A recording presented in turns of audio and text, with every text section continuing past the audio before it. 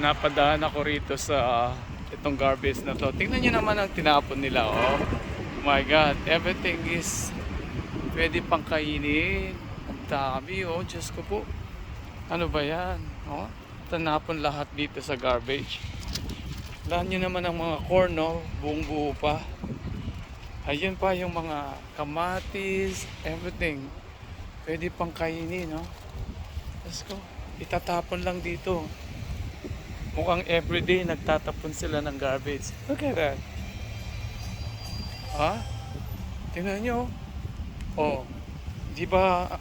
Oh, tingnan nyo yung mga avocado. Kalang mais nasa baba lahat. Melon. Andito lahat. My gosh. Tinapon lang nila. Ano ba yan? Daming makikinabang sa Pilipinas nito. Super, oh. Wow, kamatis pwede pang gamitin. Ay, naku. Tingnan yung mga grapes, oh. Ang sa baba, oh, pwede pang gamitin tong mga broccoli, oh.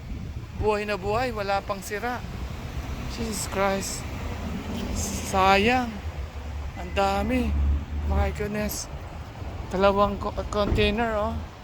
Dalawang itatapon lang nila, naghihintay ng pick up. Okay mga kabals, it's good to see. Oh, nakita natin na nagtatapon lang ng pagkain dito sa Amerika.